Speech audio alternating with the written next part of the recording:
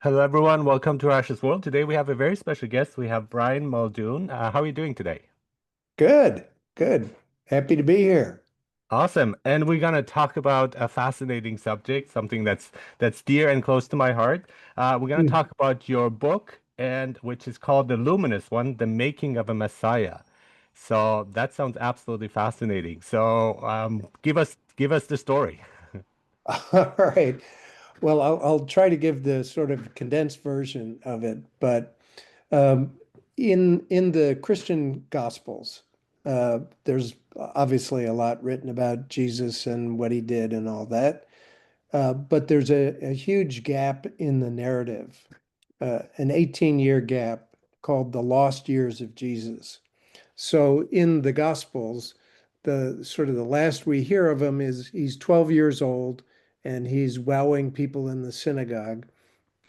The next time we hear anything about him, he's 30 years old. He just showed up and with whatever his message was. There are many interpretations of that, of course. But so there's a big gap there. And so this novel, and it's a novel, it's not an attempt to say what actually happened or not. But this novel reimagines him based on that 18-year period. It's like, what would you go through in 18 years that would lead you to become a profound mystic and spiritual leader, which at a minimum he was, not to mention Son of God and the Messiah and all that, which forms the basis of the religion of Christianity. So it imagines in the book that as a 13-year-old who's just had his bar mitzvah, he's pulled into working for his stepfather named Yusif. And Yusif is a caravan master. He runs strings of camels loaded down with building materials between Palestine and India, which where the Romans have recently been setting up camp. And his stepfather is a very hardened, tough guy who has very little patience for this kind of dreamy stepson that's been put in his care. And he's determined to make a man out of him. But Yusuf has a big drinking problem, and he also tends to be violent. And eventually, uh, Yusuf's behavior is so extraordinary and painful and intolerable that Yeshua, which was Jesus's Aramaic name, he runs away. So it's the story of a runaway, and he kind of falls under the care of a Roman soldier who'd been providing security to this caravan, a Roman soldier named Sempronius. And Sempronius says, "Hey, I know some people from India. This is all happening in Afghanistan. Says, I know some people who are going on a pilgrimage in India. Why don't you go with them? You are interested in all this religious stuff. Boy, the mother of all religions is India. So why don't Mhm. you head that way?" So he ends up going with a family of pilgrims to Varanasi in India on the Ganges River, uh, and is then put on his own. And he happens to be there at the time of what's called the Kumbh Mela, which is a gigantic holiday festival, which the sort of divinity of the Ganges River is celebrated. And monks from all over India all come together at this big event. And so Yeshua gets kind of swept up into that. But he notices that with all the pilgrims and the monks and everything, nobody is taking care of the untouchables, the Dalits. So he takes it upon himself to start giving leftover food to these starving kids and against the preferences of some of the religious people there who insist that the Dalits needed to be ignored. Well, anyway, he gets into starting this, and some of the monks get kind of pulled into it, and pretty soon people are donating food. and it becomes a kind of a big deal. And he and some of the monks decide, hey, this is really meaningful to be helping out the poor, and let's make this our mission.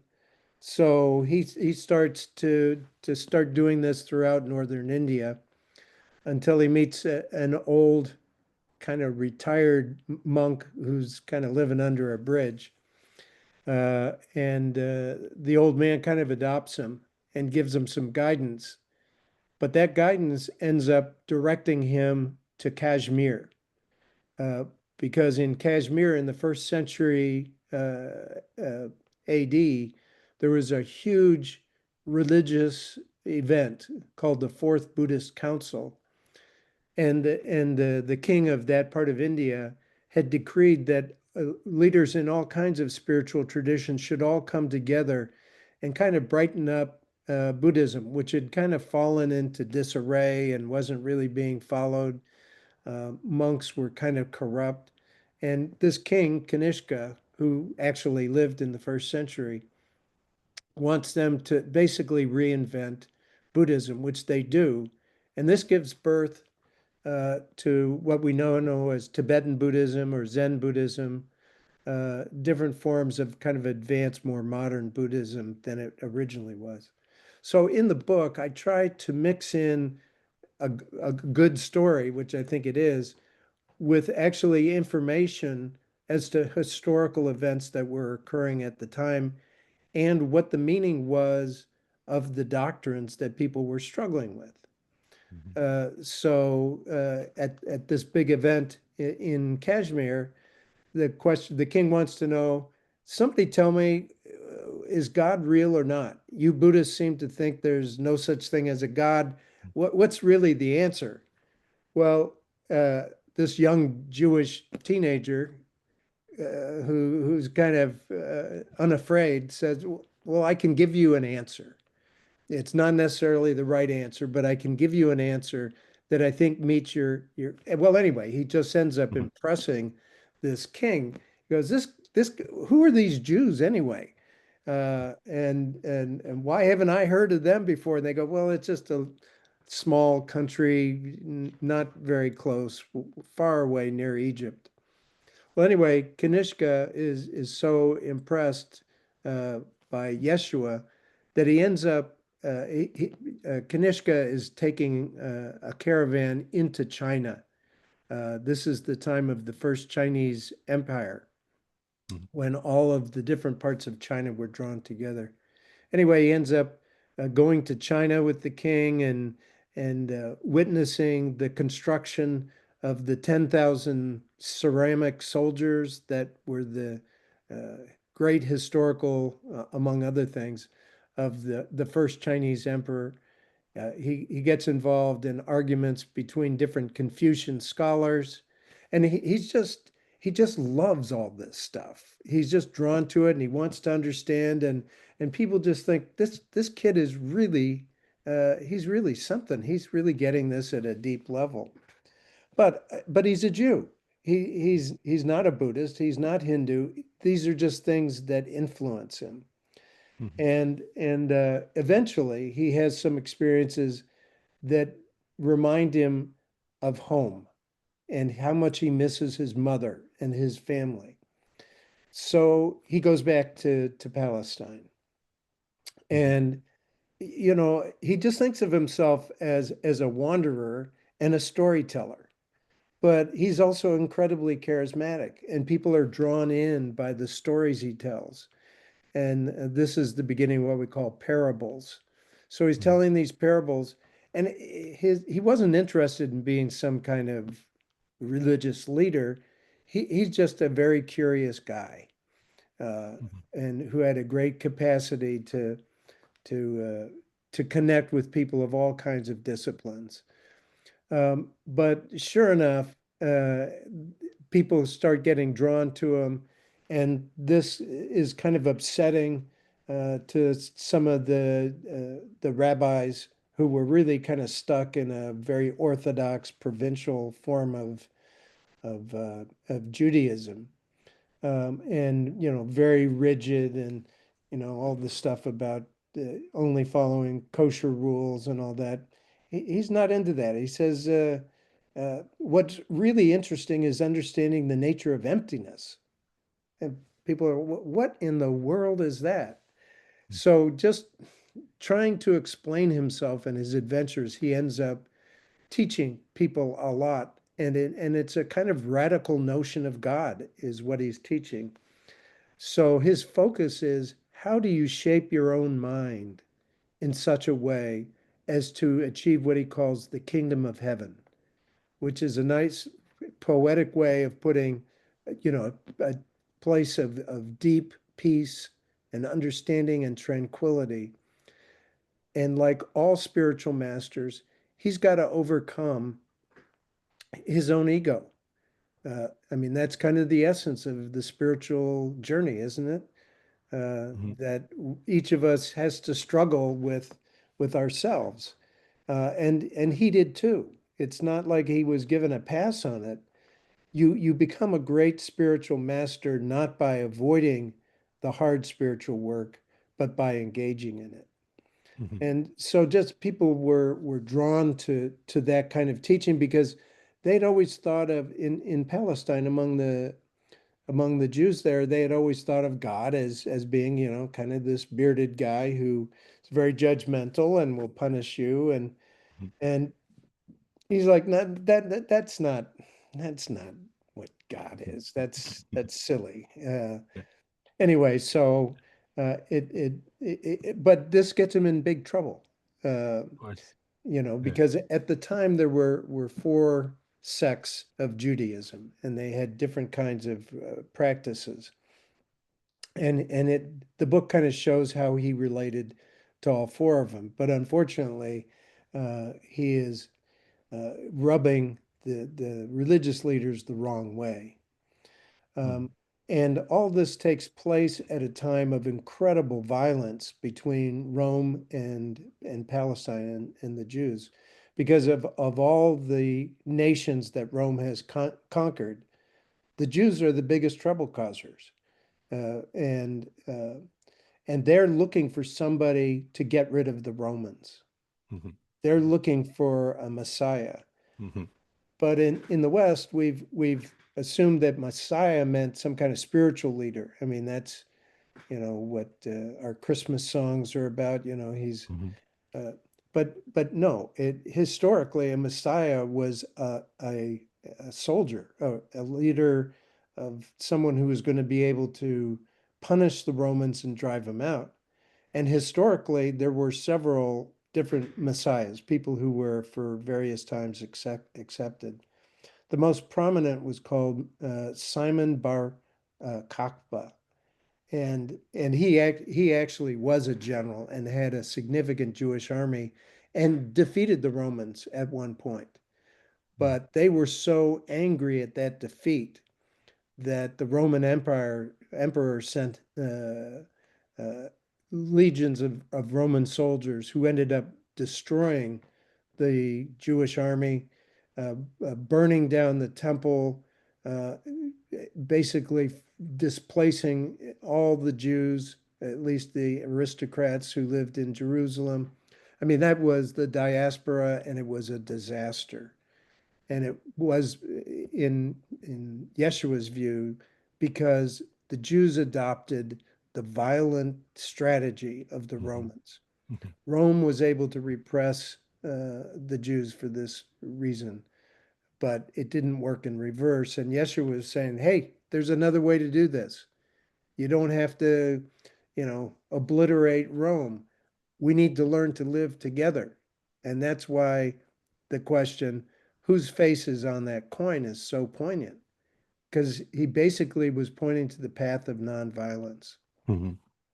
So, Yeah, I so mean, he's that's he's a lover, not a fighter. I mean, that's that's right. how I That's see right. him, right? Yeah, As an ancient hippie, if you like, in many right. ways.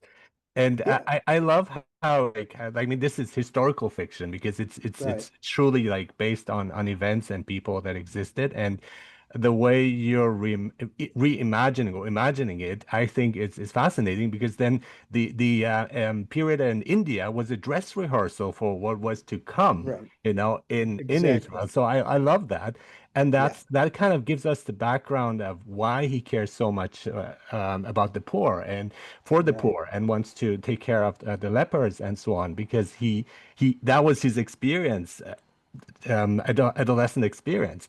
And I think Right. that's really a gap. Like I remember like Franco Sefirelli's Jesus of Nazareth is like, Right. there's his bar mitzvah and then he's this adult. It's like, well, what happened in between? I want to know the rest, Right. right? So if they could Right. refilm that, that would be amazing of adding your details. But moreover, I think like I see elements of Buddhism there. I see elements of mysticism, of like of Indian beliefs, of karma and all that. So that would make sense how that becomes all embodied in this fascinating being that comes to that went on his Right. travels and comes like renewed. Right. Yeah. Yeah. Well, yeah. And because, we have to assume at the minimum that he was a remarkable, fantastic person Mhm, about whom we know so little. I mean, there's thousands of volumes of stories about Buddha, obviously with the Vedas in India, lots and lots of stories, but as to Jesus, practically nothing. And what we do know is kind of questionable. mhm, I'm a lawyer, and so as a mhm. lawyer, you know that if you want to make a point, you've got to have evidence and reason behind it.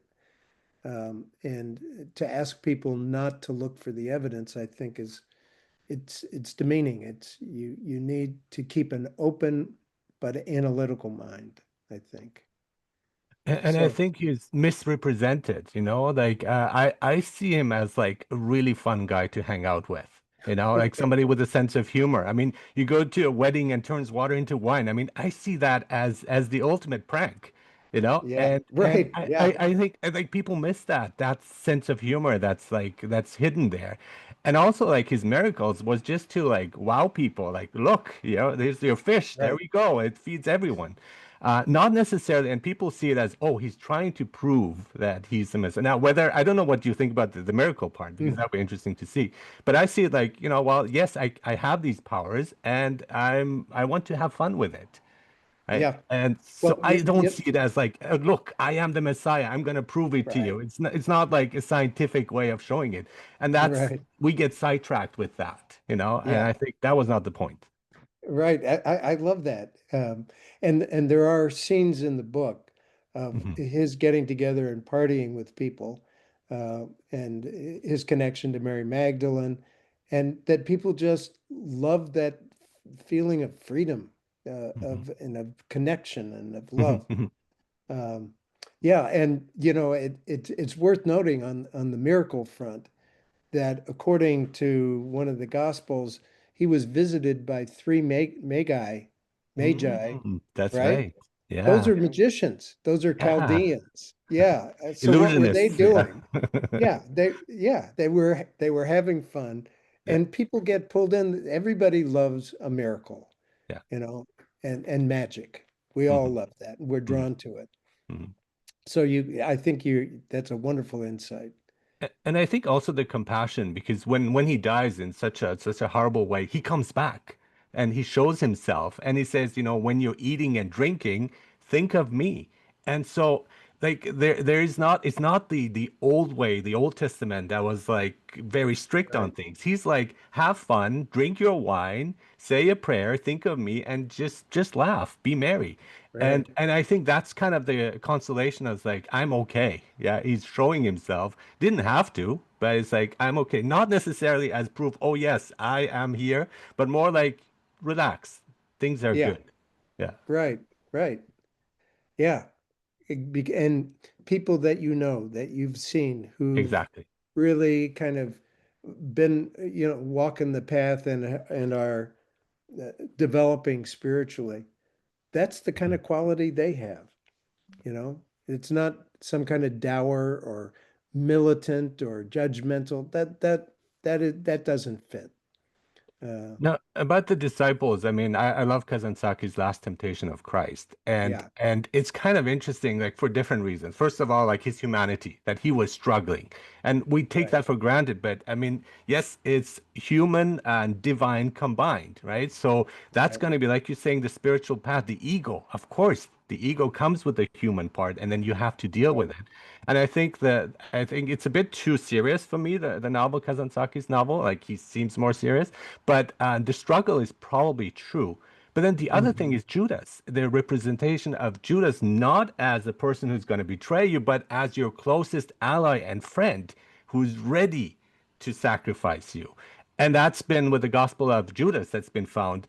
It's kind of Uh-huh. proving that in a way. So I don't know how Kazantzakis went into that space and is probably more right than traditional way of seeing Christianity and of blaming Judas for everything. Right. Because there is a Gospel of Judas and also a Gospel of Mary, Hmm. in the Nag Hammadi Hmm. findings. Yeah. Hmm. Uh, so all we can say is there's a lot more to this story than we know, Hmm. right? And there are different Jesuses that Hmm. that the literature has identified. There is kind of a militant guy, and how did he fit in with John the Baptist? But many of those questions I leave for other people to answer. Hmm. Hmm. So it's an open-ended book, in the sense that here's something that might have happened. What do Hmm. you make of it? Hmm. Um, and the big question was, what does it mean for a human being to have a divine nature? uh, which it certainly his followers all said he had. And in the year, it was about 345 or so, the Council of Nicaea, the church fathers declared that he was fully divine and fully human. But the fully human part has been ignored, Yeah, right? exactly. Yeah. And if you're dealing with somebody who you also say is divine, it's pretty hard to care all that much about the human part. You go, yeah, yeah, yeah, but tell me about what the salvation thing's all about. So as a result, we've Hmm. sold him short in terms of what his actual story was, which we can only imagine because, like I said, there's so very little original documentation of his life. Hmm. And what we do have, came in 70 to 100 years after he died. So we know today that eyewitness testimony, even if you have that, is pretty unreliable. So, And, but and I see this like his life and what he's talking about as an invitation to follow that path, of yes, following him. Whereas not just like it's not just blind faith. Okay, I believe in him, therefore I'm saved. I was like, where's the yeah, effort there? I don't know. How did I learn anything from that? yeah, And so a great film is Jesus of Montreal for me, where they start it's reimagining Jesus yeah, today's, and they do it as a play, but they modernize it. And so right, they have include scientific data in it, and the priests don't like it. They are appalled by it. It's like, what do you mean you're modernizing this? Why are you like looking at the scientific evidence and all that? And then the thing is, like, as he's acting, he immerses himself so much into the role that he thinks he is Jesus. So, and I think that's a great way of like really following that path and becoming Jesus in many ways. right. I think, That right. yeah. That yes, that's beautiful because in one of the epistles it said, "Put on the mind that is in Jesus." Well, as you probably know, that there are different meditative practices. Mhm. For example, in Tibetan Buddhism, where you imagine yourself to be the deity that you're praying to. Mhm. Mhm. and Yeah. and and you really get into the shoes and the thinking and the clothes and the words and all that, Mhm. Mhm. because that kind of helps give you a little oomph to really get into it at a deep level. So And yeah, science proved that, fake it until you actually become it. And so yeah, so there's scientific data to demonstrate that, to prove that. yeah, And so, for your own experience, I find that quite interesting. So, you were thinking of becoming a monk or a priest? Was that something in your Yeah. years? Yeah, When I come from a family of Roman Catholics, yeah. very religious, and the greatest thing you can do for a Catholic mother Hmm. is to become a priest. Hmm. As my mom explained it, she goes, "Hey, the deal is if your son is a priest, then you get a complete absolution from everything that you ever did wrong in your life." So, I felt a little A free guilty. pass, right? A free pass. Right. But we went to a Trappist monastery for some reason, driving through the Smoky Mountains on the eastern part of the U.S. And it was this Trappist monastery where they all had the vow of silence. So you Mhm. saw these very somber looking monks slowly strolling around, and they were making the best bread I'd ever had. And I loved that bread so much. I thought, hey, I should be one of these guys, walking around thinking big thoughts. So that kind of was on my mind. But then, I had friends who went into the priesthood, very good friends, and I kind of went to their seminaries to kind of check it out. And I even had a priest come to my home to interview me for becoming a monk or a priest when I was 13. And and he said, well, we'd love to have you, but maybe you should see a little bit of the world before you're only 13, before you go on this path. And I said, Mhm. what do you mean see the world? I mean, I'd be joining this missionary order of priests in order to spread the good news to India and China and wherever. And he goes, no, that's not the kind of world I mean. I mean, what about girls? Mhm. And I thought, I think I need to look into that. And Yeah.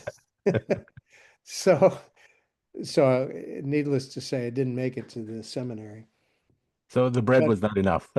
the bread was not enough. Well, my profession, I'm a French instructor, and for me it was Uh, crepes. And my first day of a French class in high school was they made crepes, and it's like I'm gonna do this for life, and I did. But there was the temptation of becoming a priest when I was in elementary school. mhm. This we had religious classes in Germany. I grew up in Germany, and then Uh-huh. my teacher like saw my passion for this Jesus guy, which I thought was Mm. fascinating and gave me a copy of the New Testament in German, and I loved it, and I devoured it. Uh-huh. It's like I said, I want to become a priest. I want to become Protestant in that case. Yeah. But then I don't know, it didn't happen. Like I just didn't follow, but I still had that in my heart. And then later on, I found Zen Buddhism, and I said, okay, Mm. I'm going to become a Zen monk. I want to go to a Yes. monastery and meditate and find enlightenment. And then at one point, I was like, well, if I want to do all of those things, I want to reach enlightenment or again connect myself with the divinity. Why not in this world, in this life that I have? Right. The Right. regular world, because there's so much there that you can do. You don't need to close yourself off, sequester yourself in different place. You can do it right here. So that's been my goal over the years of trying to I do that. can't believe how parallel our paths have Yes. been Yes. because one of the ways I kind of got into some of this stuff was through a friend of mine who was a Catholic monk. And there was a big interreligious event in Chicago in 1992. And I met him at a monastery. I was there for a retreat, and we became instant best friends. And we started to plan a program for this big religious event called A Monk in the World, which was just I about love that that. very thing, Yeah. which is you don't have to live off in the Himalayas in order to develop spiritually. The world itself is a wonderful school. Yes. And his name was Brother Wayne Teasdale, and he wrote two books. One's called The Mystic Heart, and the other is A Monk in the World, which I highly recommend. But he was much beloved by the Dalai Lama Hmm. because Wayne really embodied that Christian spirit. Uh, you know, if he saw any kind of animal, butterfly, insect suffering in any way, he immediately stepped in to take care. He was very critical of Tibetan monks who didn't actually reach out to the poor and help out. It was all about their own kind of inner work. He said, no, the world needs compassion. And you can't just use that as a concept. You have to actually practice it. I think that's the problem with philosophy, I find. It's like, Yeah, you say, yeah, and utilitarianism, we got to help others, maximum benefit, maximum people. And it's like, no, yeah, the world doesn't work that way. yeah, That's it's you can't change people just through thinking because I mean yeah. we had the Enlightenment and we're still struggling today, especially today. But I think Yeah. like what I from there was a twist in my life too when I realized that when Zen monks talk about like being like a few feet above, a few inches above the ground, when they do everything, that kind of state of like, being like basically being high in different ways, Yeah. but in a natural Samadhi. way. Yeah. Samadhi, exactly. And psychoanalysis, which is the feeling like when you deal with stuff, that was exactly the sensation that I got. And then saw how Erich Fromm actually combined the two and said Zen and Mm. the art of psychoanalysis. So these things Mm. are all connected, whether it's like Yeah. meditation, psychoanalysis, whether you believe this. And that's why I love mysticism because it includes everyone in Yeah. it. And Yeah. if you go deep enough, if you actually really walk the path, like follow the steps of Jesus or anybody, the Buddha and so on, that's where you'll end up, which is exactly the same place, no matter what your denomination is. And Yeah. I don't think we see that because we have the ego steps. It's like, no, my way is better than yours. Right. Yeah. Yeah. And that's the struggle from the beginning Hmm. is getting through that. Yeah. Hmm. Yeah. Uh, And and just and yeah, sorry. go ahead. No, I just like the kind of like the fear, the paranoia, because I'm thinking of Roman times and where they thought like, well, if this is the guy who's going to bring in a revolution, and Jesus was a revolutionary, whether he wanted to be or not, he was. Uh-huh. And so that was the fear. That's why we gotta kill him. And the same as the establishment, the religious establishment is like, well, this guy is going against everything that we're preaching, and he's gonna take over. He's a threat to our whole core belief system. Yeah. And that has not gone away. And so in Jesus Montreal, the same thing happens because he becomes persecuted by the authorities. Like, you guys can't continue with your show because it's against the religion, it's against our Yeah. beliefs. And in fact, it's a truer version of the beliefs because it embodies those things, right? The knowledge and the wisdom. And that's exactly what Jesus was talking about in the first place. Right. Right. Well, and people today, I think generally are not as susceptible uh, as they once were Mhm. because we live in such a highly um, rational world where, your job may be um, call on you to be a software engineer, and you can't be a software engineer if you don't believe in mathematics and algebra. Mhm. It's not going to work. So as we become increasingly technological, our patience for things that are demonstrably untrue begins to fade. And that's why there's been such a tremendous exodus of young people from organized religions. It's like, look, I'm being trained to be extremely rational and demand proof, and, for example, code things in such a way that we get the outcome we want and that is intended. And I can't be that person and still believe in things that are simply patently untrue.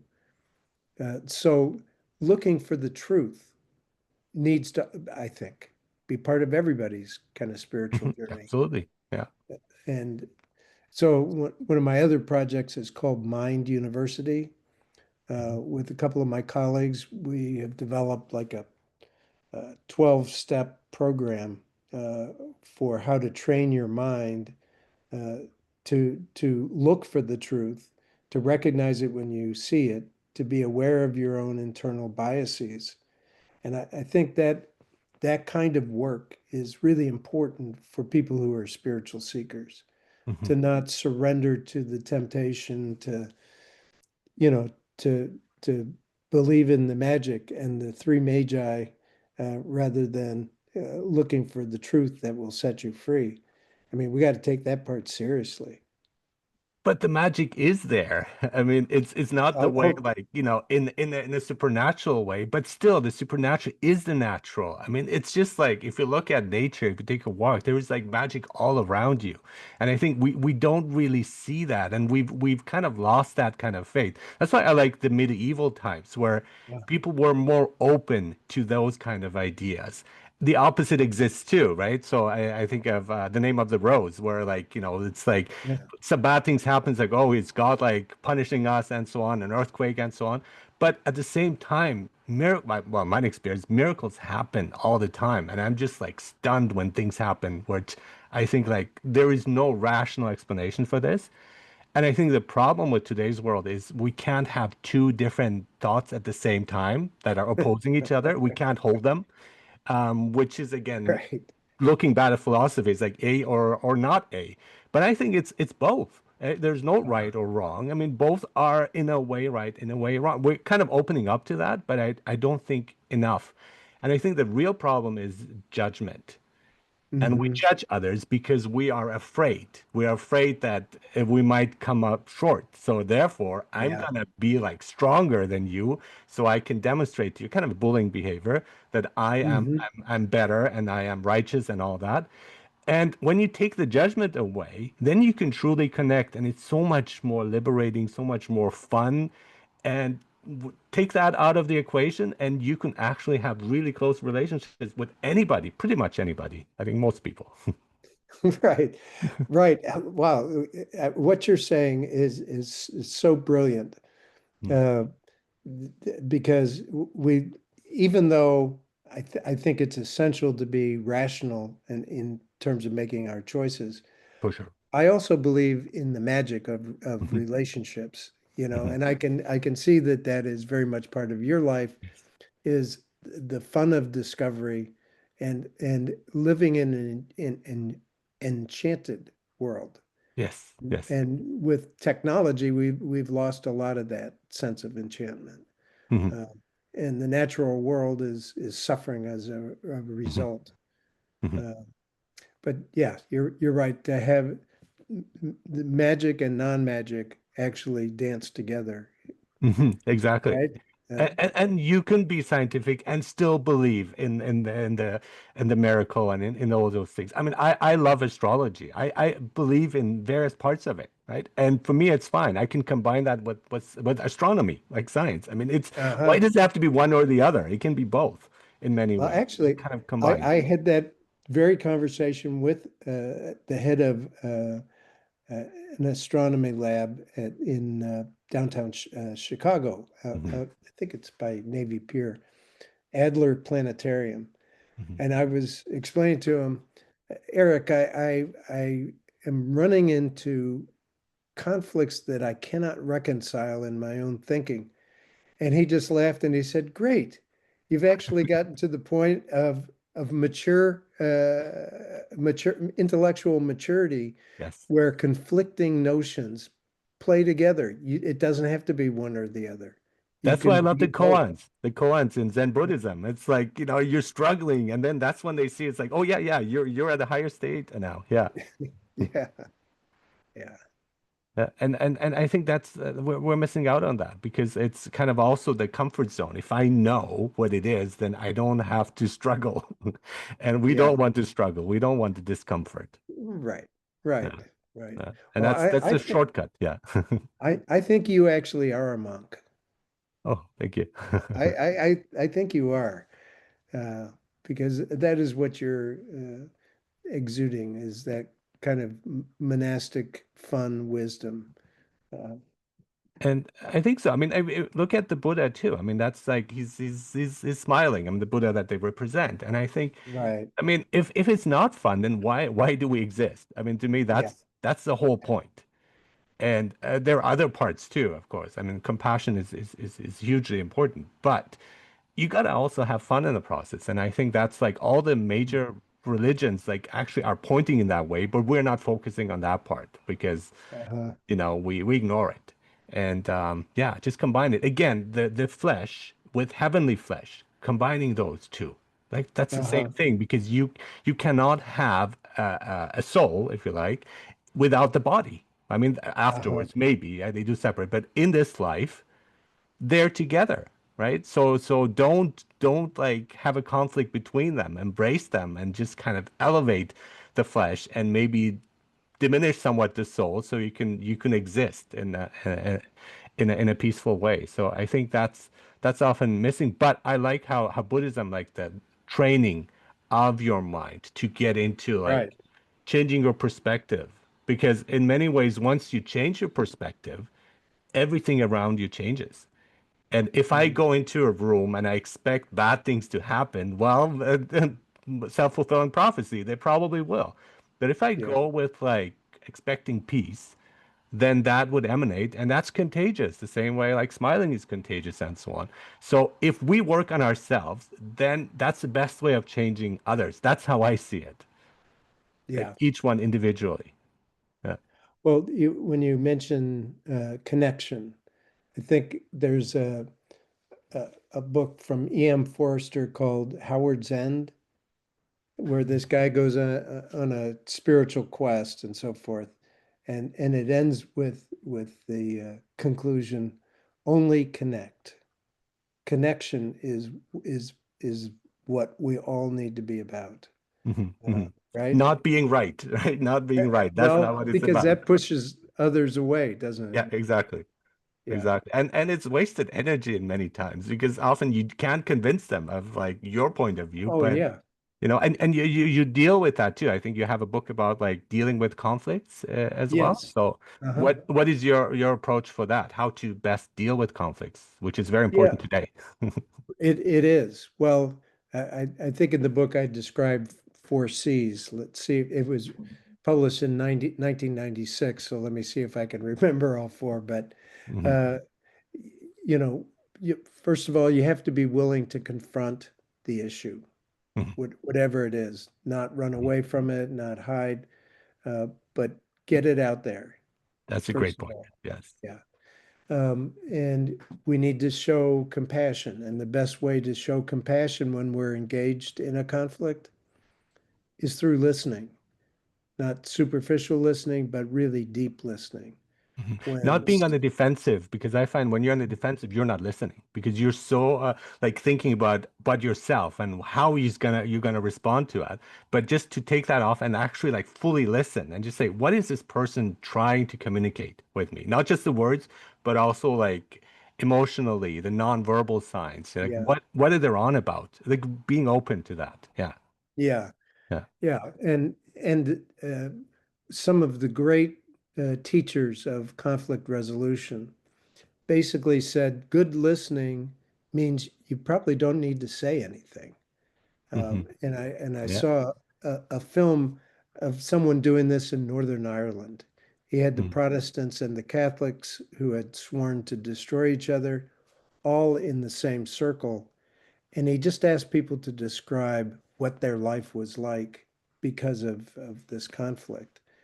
And he didn't really say anything at all. Uh, he just had people speak their pain. And because everyone was in a listening mode, within an hour, they were inviting each other over for barbecue and have a beer together and let's go to the pub and let's not get engaged in it. And Yeah. that was magic, uh, Yes. Yes. of a very high order. Yeah. Yeah. Absolutely. So, And so that's that, real compassion. It's not the idea of compassion, it's actually embodied compassion because you are really connecting with a person. Yeah, not right. that what you should be doing, right? And I think that's like I ought to be compassionate. I don't think that usually works so well. It Yeah, does not count. Yeah. yeah, exactly. And, Wonderful. and Yeah. Yeah, awesome. So, how do you, I mean, talk about doing different things at the same time. So how do you juggle here with, so you're a lawyer and a judge, I believe?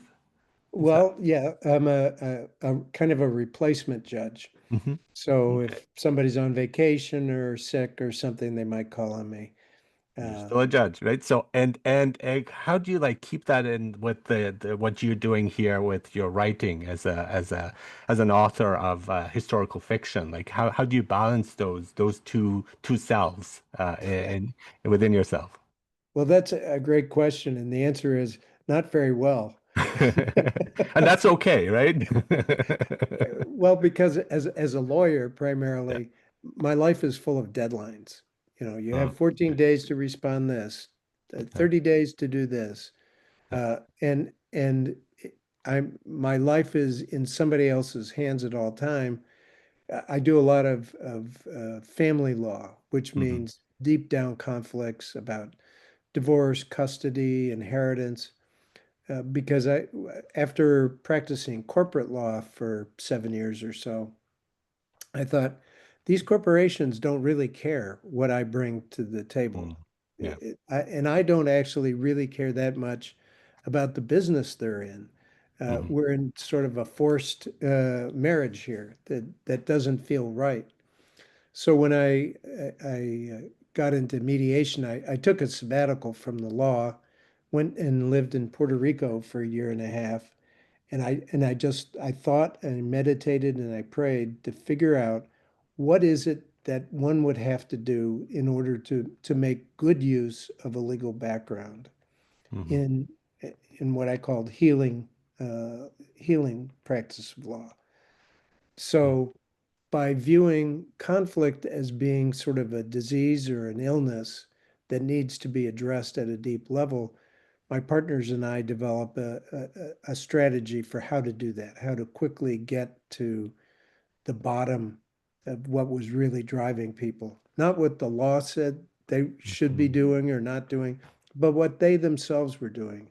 Did Hmm. somebody um, offend or betray somebody else? Is that what's driving this?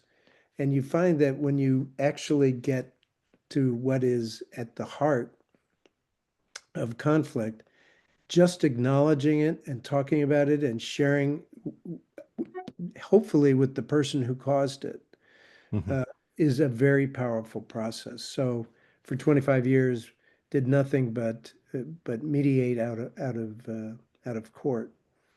That's And then profound. That's amazing. Yes. Yes, Well, absolutely. and it was the kind of work I wanted to be doing Yeah. and still do, and it's not easy, and it's particularly not easy when someone w won't buy into the idea of resolving it. They want to hold on to their resentments and their anger, Yeah. uh, Yeah. and and you know, and there are times when the only way to deal with a bully, for example, Hmm. is to win. Hmm. There's no collaboration that's Hmm. possible. So, Hmm. so I developed an instrument that would allow me as a mediator to determine what kind of archetype gets triggered in a person when they're in conflict. So there are like 12 different archetypes we use to determine how do you approach a given conflict? Does it need more listening, more love? Does it need clarification? Does somebody need to kind of lay down the law? Different conflicts have different reasons, different ways of being resolved.